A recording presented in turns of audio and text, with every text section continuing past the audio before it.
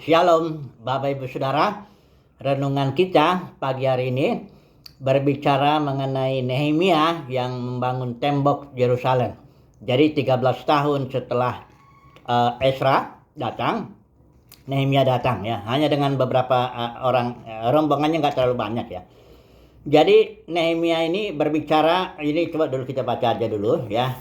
Pasal 1 Nehemia ayat yang ketiga. Ini Nehemia bertanya ya di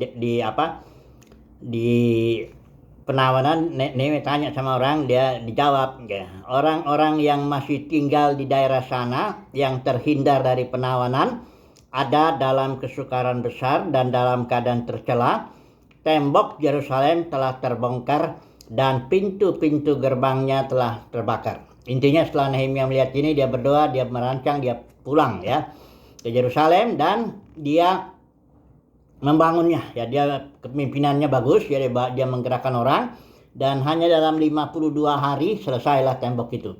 Nah, langsunglah kita aplikasikan. Tembok ini berbicara apa? Tentu bukan maksud Tuhan kita sekarang ini bangun tembok, nggak ada gunanya itu kan. Nah, tembok ini kita harus tahu, Yerusalem itu tempat di mana nama Tuhan diletakkan di sana ya. Memang dalam konteks perjanjian lama ya begitu, nama Tuhan diletakkannya di kota Yerusalem. Tapi kalau dalam konteks perjanjian baru itu dalam batin kita, itu nama Tuhan. Nah sekarang tembok berbicara keterpisahan. Nama Tuhan, kekudusan Tuhan, atau ya kekudusan itu artinya ya. Tembok itu artinya kekudusan, keterpisahan. Supaya nama Tuhan dikuduskan ya. Tuhan juga bilang akulah kudus, ya kuduslah kamu ya sebab aku kudus ya. Jadi tembok itu menjaga kekudusan, membangun kekudusan nama Tuhan ya, supaya jangan terganggu oleh hal-hal yang serangan-serangan dari luar, musuh-musuh dari luar. Jadi kudus itu keterpisahan, kekudusan. Tembok itu berbicara kekudusan ya, keterpisahan. Jadi konteksnya sekarang kalau kita membangun tembok, itu artinya kita membangun kekudusan, membangun keterpisahan kita dari pencemaran dunia ini, kira-kira begitu ya. Jadi kekudusan itu kudus itu lawannya umum ya. Jadi kudus itu, kalau kudus itu artinya kita dipisahkan untuk pekerjaan Tuhan, untuk kehendak Tuhan, untuk maksud Tuhan, untuk kemuliaan Tuhan. Kita dipisahkan semata-mata untuk tujuan Tuhan. Itu artinya kudus ya. Kalau umum ya kita dipakai sama siapa aja di situ, kayak kalau mobil taksi itu ya umum, siapa aja mau pakai itu. Tapi kalau mobil pribadi itu dia kudus ya. Itu artinya ya. Oke. Nah, sekarang kita mau melihat ke tipe ya, ada dua tipe kekudusan di zaman Tuhan Yesus itu.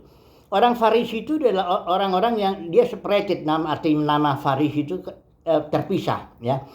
Dia orang-orang yang mau membangun kekudusan juga ya, tapi modelnya dia itu model kekudusan yang lahiriah. Dia pakai jubah ya yang ada tulisan tulisan firman Tuhannya ya. Udah gayanya aja dari itu udah kelihatan bahwa dia itu orang Farisi ya.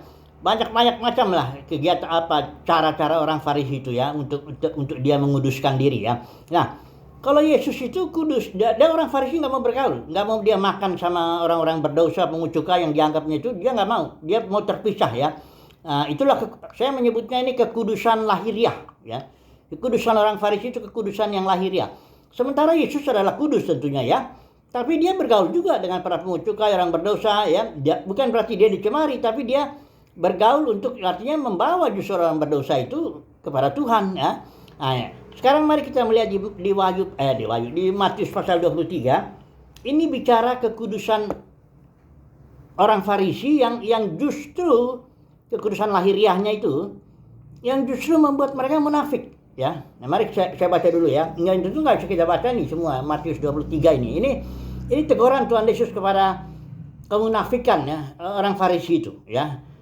Mereka berusaha kudus tapi jatuh-jatuhnya munafik gitu ya. Nah, mari kita melihat dulu kenapa demikian ya. Apakah ada apa di situ ya. Mari kita lihat dulu Matius 23 ayat 1 ya, ayat 2 ya. Di sini Yesus ini sedang, atau ayat 1 ya. Maka berkatalah Yesus kepada orang banyak dan kepada murid-muridnya. Jadi ada dua kelompok yang Yesus berbicara di sini di Matius 23. Itu konteksnya, kita harus ingat itu. Pertama Yesus bicara kepada orang banyak. Yang kedua nanti di ayat 8 Yesus bicara kepada murid-muridnya. Ya, itu harus dibedakan jelas itu. Dan konteks ini Matius 23 ini ayat 1 secara khusus sampai ayat 2, perikop ini bicara soal kursi Musa. Kursi Musa itu otoritas ya.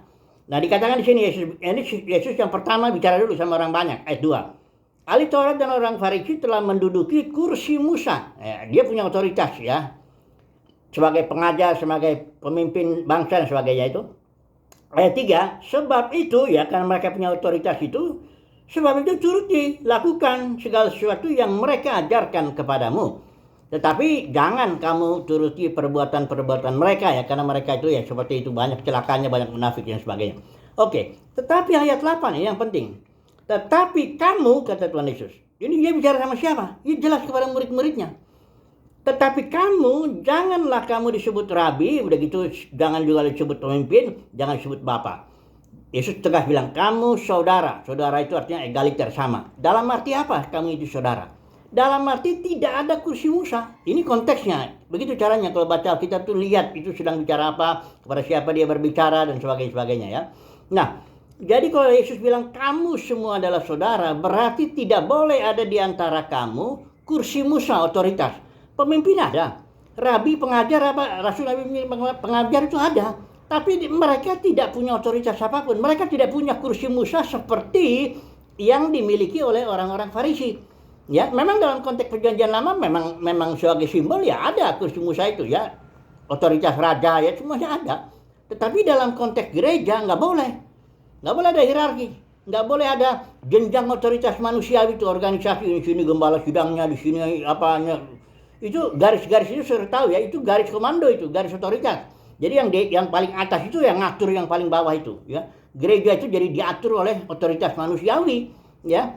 Sehingga jadi yang di atas itu jadi manajer lah. Mereka yang bikin planning, organizing, leading, controlling, itu dia yang mengatur itu. Bahkan seluruh harta gereja itu bukan bisa dikuasai, memang umumnya dikuasai sama mereka semua, para pemimpinnya. Ini bukan gereja yang Tuhan Yesus mau bangun.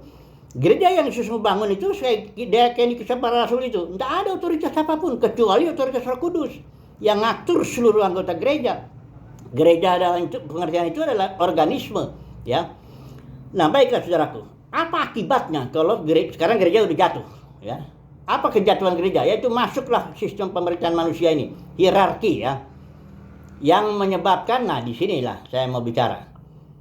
Yang berada di atas itu bisa kena dosa orang Farisi, yaitu apa? Munafik. Coba dulu saya terus terang dulu bicara ya.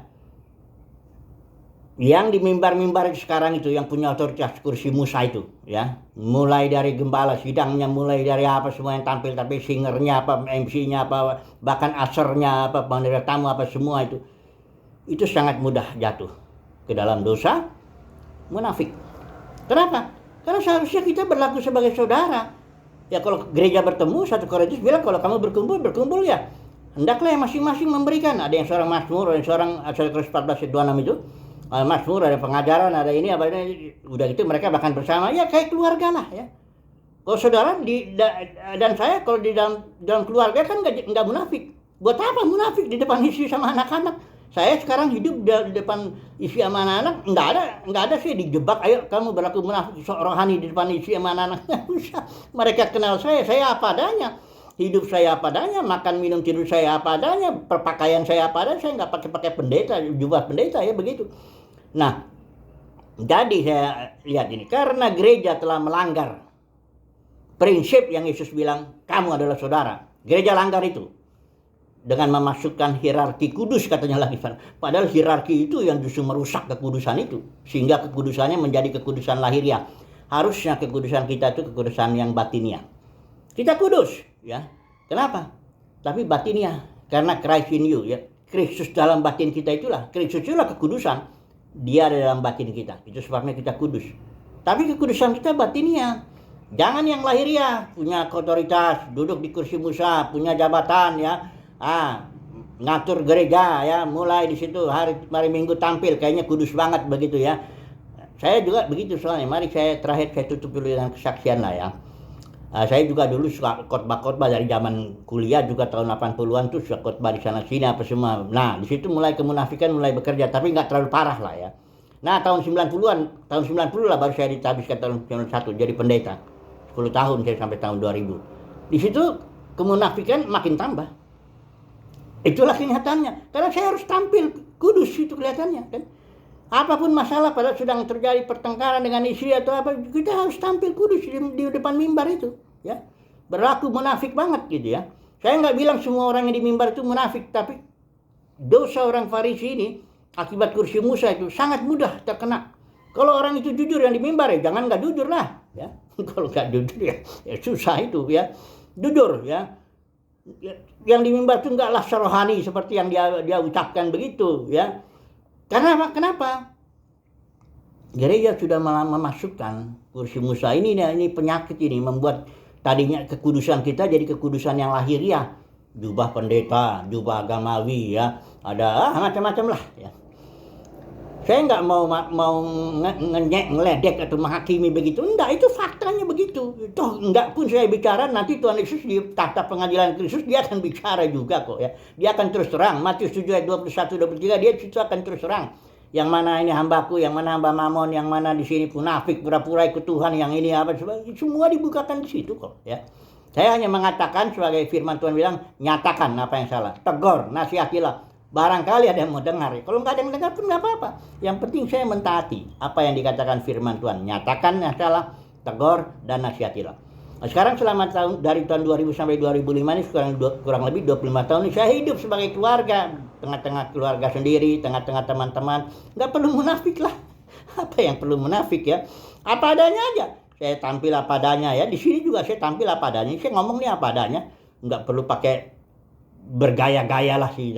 Nah, mari kita kesimpulannya apa? Kesimpulannya begini, kekudusan, kita bangun kekudusan, tapi kekudusannya jangan lahiriah. Jadi munafik nanti.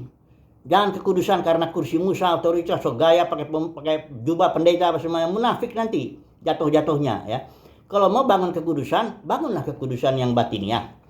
Doa baca kita nyembah Tuhan. Kalau mau doa juga tutup pintu aja, ya, nggak usah terlalu tampil doanya panjang-panjang kayak orang Farisi gitu, gaya-gaya. Bukan, nggak boleh doa di depan umum, bukan begitu. Maksudnya jangan munafik, itu aja intinya lah. Doa kunci itu, doa baca kita menyembah memuji Tuhan gitu. Sekarang makin lama saya makin senang kesendirian, saya nikmatilah kesendirian bersama dengan Bapa di sorga itu ya.